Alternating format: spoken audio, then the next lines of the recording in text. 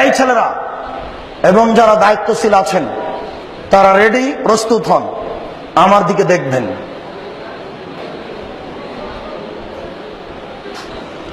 আল্লাহু আকবার বলে সালাতে দাঁড়াতে হবে। হাত দুটি এইভাবে উঠবে। আল্লাহু আকবার বলার পূর্বে দুটি কথা। পেশাব পায়খানার প্রয়োজন থাকলে সেরে আসুন। পেশাব পায়খানার পরে পানি দিয়ে পবিত্রতা অর্জন করুন। পানি না থাকলে ঢেল বা টিস্যু পেপার। আগে ঢেল, টিস্যু পেপার, পরে পানি, এ কথা মিথ্যে। আগে ঢেল, টিস্যু পেপার, পরে পানি, এ কথা মিথ্যে। পানি নেই, ঢেল টিস্যু পেপার দিয়ে পবিত্রতা অর্জন করতে হবে, এ কথাই ঠিক। ঢেল টিস্যু পেপার নিয়ে 40 কদম হাঁটা নোংরামি। পায়ের উপরে পা উঠানো এবং খক খক করে কাশা, এটা একটা হায়া লজ্জা না থাকার প্রমাণ। সাথে সাথে আপনি এখনই বললেন যে হাঁটুর উপরে কাপড় উঠলে ফরজ তরক হয়, তো আপনি ঢেল নিয়ে 40 কদম হাঁটেন কি করে? আর আপনি যে 40 কদম হাঁটেন, তো আপনার স্ত্রী 40 কদম হাঁটে কিনা ঢেল নিয়ে? ধর্মকে পাগল পেয়েছেন? ধর্ম কি পাগল কিছু? धर्म की राजशाही चांपाइनबाबगंज हवाई लड्डू दोनों हाथ में लड्डू है, जो चाहे उसको खा ले, जो चाहे उसको छोड़ दे। जी ना, धर्म एकजन मानुषेर कथा दिए चले जार नाम मोहम्मद सल्लल्लाहु अलैहि वसल्लम। पृथिवीर कोनो मानुषेर 5 पैसा दाम नहीं धर्मे। धर्म एकजन मानुषेर कथा दिए चले जार नाम मोहम्मद सल्लल्लाहु अलैहि वसल्लम। एक गिलास पानी पान करले 5टा विधान लागे। 1 डान हाथ, 2 बिस्मिल्लाह, 3 श्वास, 4 বসে, 5 শেষে আলহামদুলিল্লাহ। 1 গ্লাস পানি পান করলে 5টা বিধান লাগে। 1 ডান হাত, 2 বিসমিল্লাহ, 3 শ্বাস, 4 বসে, 5 শেষে আলহামদুলিল্লাহ। পীর সাহেবের দোহাই দিয়ে ধর্ম চলে না, বুজুর্গানের দিনের দোহাই দিয়ে ধর্ম চলে না, বড় হুজুরের দোহাই দিয়ে ধর্ম চলে না। ধর্ম হলো নগদ, ধর্ম হলো নগদ, বাস্তব। 1 गिलास पानी पान करले कयटा विधान लागे? 5टा। मने थाकबे ना? এই মেয়েরা তোমাদের মনে থাকবে না? এই ছেলেরা তোমাদের মনে থাকবে না? 1 गिलास পানি পান করলে 5টা বিধান লাগে। তাহলে বোঝা যাচ্ছে ধর্ম কোনটাই অন্ধকারে চলে না। রাতের অন্ধকারে জিকির চলে না, পীর সাহেবের দোহাই দিয়ে ধর্ম চলে না, বুজুর্গানে দিনের দোহাই দিয়ে ধর্ম চলে না। ধর্ম নগদ। আল্লাহু আকবার বলে সালাত শুরু হবে। রেডি? 2 পায়ের মাঝে ফাঁকা থাকবে ওই পরিমাণ, যেই পরিমাণ শরীরের ভারসাম্য বজায় রাখতে লাগে। মোটা মানুষ আর একটু বেশি, চিকন মানুষ আর একটু কম। মহিলা বৈঠকে আমাদের শিক্ষিতা বোনেরা বলেছেন, মহিলা বৈঠকে আমাদের শিক্ষিতা বোনেরা বলেছেন, বুবু, চাঁপাইনবাবগঞ্জের ভাষায়, বুবু নামাজে যখন দাঁড়াবা বুবু, তখন 2 পায়ের গোড়ালিকে জমা করে রাখিও। যদি 2 পায়ের গোড়ালি জমা না করো বুবু, তাহলে লজ্জাস্থানের যোগাযোগ বুবু মাটির সাথে হবে, মাটি অভিশাপ করবে। বুবুর সব কথাই নাকি বুখারীতে আছে। একবারে নগদ মিথ্যা কথা, একবারে ডাহা মিথ্যা কথা। শাড়ি পরেই নামাজ হবে, ছায়া পেটিকোট পরেই নামাজ হবে। বুবু, তুমি নামাজ পড়ার পূর্বে সালোয়ার পরে নিও, যদি সালোয়ার না থাকে বুবু ল্যাঙ্গট পরিও। বুবুর সব কথাই নাকি বুখারীতে আছে। বুবুর একবারে কথা নগদ মিথ্যে, ডাহা মিথ্যে। কিয়ামত পর্যন্ত বুবুর কথা সত্য হবে না। শুনেন, পুরুষ নারী তার শরীরের ভারসাম্য বজায় রেখে দাঁড়াবে। কথা বুঝাতে পারি না? আল্লাহু আকবার বলে আঙ্গুলগুলি জমা জমা করবে। হাত দুটি থুতনির নিচে আসবে না, হাত দুটি কানের কাছে যাবে না, হাত দুটি থাকবে কাঁধ সামনাসামনি। বুঝাতে পারছি না? আল্লাহু আকবার বলে ডান হাতের কবজি বাম হাতের কবজির উপরে রাখতে হবে। মেয়েরা কিন্তু এইভাবে রাখে, একবারে নগদ ভুল। কিভাবে হবে? এইভাবে। আমি মনে হয় বুঝাতে পারি না। তবে আর একটা জায়েজ এইভাবে, সেটা বাহুর ওপরে বাহু, দুটাই সহিহ হাদিস। এইটা সংখ্যা, হাদিস সংখ্যা বেশি, বুঝা যায় না? এরপর বুকের উপরে রাখেন। মহিলাদের বুকে, পুরুষদের নাভির নিচে, একবার নগদ মিথ্যা কথা।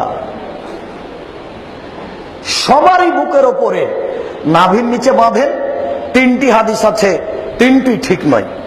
বাঁধেন না বাঁধেন সে কথা আমি বলি না, আপনি বাঁধেন। আপনার বাঁধা আমি বন্ধ করতে আসিনি, আপনি বাঁধেন, বুকের ওপরে বাঁধেন। চারটি সহিহ হাদিস। নাভির নিচে বাঁধেন, তিনটি জয়ীফ হাদিস।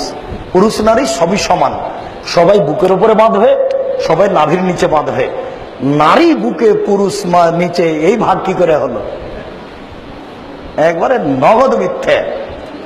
বুকে হাত বেঁধে প্রথমে সুবহানাকা আল্লাহুম্মা ওয়া বিহামদিকা ওয়া তাবারাকা ইসমুকা ওয়া তাআলা জাদ্দুকা লা ইলাহা গায়রুক চলবে। আল্লাহুম্মা বা'ইদ বাইনি ওয়া বাইনা খাতায়ায়া কামা বা'আতা বাইনাল মাশরিক ওয়াল মাগরিব। আল্লাহুম্মা নাক্কিনি মিনাল খাতায়া কামা ইয়ানাক্কা সাবুল আবিজু মিনাদ দানাস। আল্লাহুম্মা আগসিল খাতায়ায়া বিল মাই ওয়াস সালজি ওয়াল বারাদ। খুব পাওয়ারফুল দোয়া, খুব গ্রহণীয় দোয়া। আল্লাহ, তুমি আমার পাপকে দূরত্ব রাখো, পূর্ব এবং পশ্চিমকে যত দূরত্ব রেখেছো।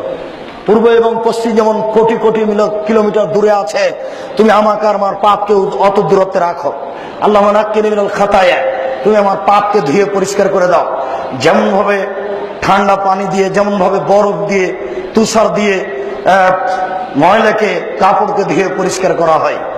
এই গুরুত্বপূর্ণ দোয়াটি পেশ করার পরে বলবেন আউযু বিল্লাহি মিনাশ শাইতানির রাজিম, মারদুদ বিতাড়িত শয়তান থেকে পরিত্রাণ চাচ্ছি। বিসমিল্লাহির রহমানির রহিম, পরম দাতা দয়ালুর নামে আরম্ভ করছি। আলহামদুলিল্লাহি রাব্বিল আলামিন, বিশ্বজগতের প্রতিপালকের প্রশংসা। আর রহমানির রহিম, তিনি হচ্ছেন পরম দাতা দয়ালু। মালিক ইয়াউমিদ্দিন, তিনি হচ্ছেন বিচার দিনের মালিক। ইয়াকা না'বুদু, একমাত্র তোমার ইবাদত করি। ওয়া ইয়াকা নাস্তাঈন, একমাত্র তোমার নিকটে সাহায্য চাই। ইহদিনাস সিরাতাল মুস্তাকিম, তুমি আমাকে সোজা সঠিক পথ দেখাও। সিরাতাল লাযিনা আন'আমতা আলাইহিম, ওই পথ তুমি দেখাবে যেই পথকে তুমি ভালোবেসেছো, ওদের পথ তুমি দেখাবে। যাদেরকে তুমি ভালোবেসেছো ওদের পথ দেখায় না, যাদের প্রতি তুমি অসন্তুষ্ট। আমিন। দীর্ঘ সময় ধরে তোমার দরবারে যে প্রার্থনা করলাম, এটা তুমি কবুল করো। 8টি সহিহ হাদিস জোরে, আর 1টি জয়ীফ হাদিস। চুপের কোনো প্রমাণ নেই। এরপর আপনি বলেন বিসমিল্লাহির রহমানির রহিম, পরম দাতা দয়ালুর নামে আরম্ভ করছি। যে কোনো সূরা, কুল হুয়াল্লাহু আহাদ। হে নবী, আপনি বলুন আল্লাহ একক, আল্লাহুস সামাদ, আল্লাহ নিরপেক্ষ মুখাপেক্ষীহীন। লাম ইয়ালিদ, তিনি কাউকে জন্ম দেননি। ওয়া লাম ইউলাদ, তিনি কারো থেকে জন্ম নেননি। ওয়া লাম ইয়াকুল লাহু কুফুয়ান আহাদ, তার সমকক্ষ কেউ নেই। আল্লাহু আকবার। হাত এই পর্যন্ত উঠিয়ে, ছেড়ে খুলে এই পর্যন্ত উঠিয়ে, ওইভাবে উঠিয়ে ছেড়ে দেন, দিয়ে রুকুতে যান। রুকুতে যাওয়ার পূর্বে কয়েকটি কথা। হাত দুটি রডের মতো সোজা হয়ে থাকবে, আঙ্গুল খোলা খোলা থাকবে, আঙ্গুল দিয়ে হাঁটুকে চেপে ধরে থাকবেন। পিঠের লম্বা হাতটা রডের মতো সোজা থাকবে। মেয়েরা যখন রুকু করে তখন পিঠটা এরকম বাঁকা হয়ে থাকে, উটের মতো, উটের কুজের মতো উঁচু হয়ে থাকে। এরকম চলবে না, এতে নামাজ হবে না। একবারে সোজা রডের মতো থাকবে, মাথা উঁচুও হবে না, মাথা নিচুও হবে না। এই দেখেন, আল্লাহু আকবার। সবাই তো দেখতে পাবেন না, দাঁড়ালে তো সবাই দেখতে পাবেন না। আচ্ছা, শুকরিয়া, জাযাকুমুল্লাহ খায়ের। আপনাদের আবেগকে আমি স্বাগতম জানাই। শুকরিয়া, জাযাকুমুল্লাহ খায়ের। একবারে পিঠের লম্বা হাতটা একবারে, চুপ। পিঠের লম্বা হাতটা একবারে সোজা হবে, মাথা উঁচুও হবে না, মাথা নিচুও হবে না, একটু 19 বিশালে রুকু হবে না। এরপর আপনি বলেন সুবহান রাব্বিয়াল আযীম, উঁচু আল্লাহর পবিত্রতা বর্ণনা করি যতবার ইচ্ছে। সুবহানাকা আল্লাহুম্মা রাব্বানা ওয়া বিহামদিকা আল্লাহুম্মা আগফিরলি, প্রশংসা সহকারে তোমার পবিত্রতা বর্ণনা করি, তুমি আমাকে ক্ষমা করো যতবার ইচ্ছে। আরো দোয়া। এবার সিজদায় চলেন। 7 হাড়ের উপরে সিজদা করতে হবে। নাক কপাল 1, 2 হাত 3, 2 হাঁটু 5, 2 পায়ের বৃদ্ধাঙ্গুল 7। আবার শোনেন, নাক আগে যাবে কি কপাল আগে যাবে এই কথা নয়, নাক কপাল একসাথে লেগে থাকবে। যদি কপাল লেগে আছে নাক নেই, সিজদা হবে না। যদি নাক লেগে আছে কপাল নেই, তাহলে সিজদা হবে না। নাক কপাল 1, 2 হাত 3, 2 হাঁটু 5, 2 পায়ের বৃদ্ধাঙ্গুল 7। বৃদ্ধাঙ্গুল যদি মাটি থেকে উঠে যায় তাহলে সিজদা হবে না। আমি মনে হয় বুঝাতে পারছি না। এতদিন পর্যন্ত যেভাবে সিজদা দিচ্ছিলেন, আজ থেকে কপালটা তার চেয়ে 10 আঙ্গুল আগিয়ে রাখবেন। পিঠের লম্বা হাতটা যেন একবারে সোজা হয়ে থাকে, কোনায় দুটি এভাবে উঠে রাখবেন। বুকের নিচ দিয়ে যেন ছাগলের বাচ্চা পার হতে পারে। ওই যে চাঁপাইনবাবগঞ্জের শিক্ষিতা বুদ্ধিমতী মহিলা বলেছে, বুবু যখন সিজদা করতে যাবা বুবু, হাতি যেমন মাটিতে পড়ে যায় তেমন মাটিতে পড়ে গিয়ে বুককে উরুর সাথে লাগিয়ে আঁটো সাঁটো হয়ে সিজদা করিও বুবু। যদি বুককে উরু থেকে পৃথক রাখো বুবু, তাহলে স্তন ঝুলন্ত থাকবে বুবু, পর্দার ব্যাঘাত ঘটবে বুবুর। সব কথাই নাকি বুখারীতে আছে, একবারে নগদ মিথ্যে। পুরুষ নারী একই ব্যাপার, যেন ছাগলের বাচ্চা পার হতে পারে বুকের নিচ দিয়ে। সুবহান রাব্বিয়াল আলা যতবার ইচ্ছে উঠে আসেন, আল্লাহুম্মা আগফিরলি ওয়ারহামনি ওয়াহদিনি ওয়াফিনি ওয়ারজিকনি। আবার যান, উঠে আসেন, এই এক রেখাত আর এক রেখাত। এবার যদি আত্তাহিয়াতের বৈঠক হয়, বাম হাতটা হাঁটুর উপরে রাখেন, বাম পায়ের পাতার উপরে বসেন, ডান পা দাঁড় করে রাখেন। আর যদি সালামের বৈঠক হয়, তাহলে বাম পাটা ডান দিকে বের করে দেন, আর পিছন নিতম্ব মাটির উপরে রাখেন। বাম হাতের আঙ্গুল এইভাবে জমা জমা করে রাখেন, ডান হাতের কনিষ্ঠ আঙ্গুল দুটি জমা করেন। এরপর 3 নম্বর আঙ্গুলের নখের উপরে বৃদ্ধাঙ্গুলের পেট রাখেন। রাখেন তো দেখি আপনারা।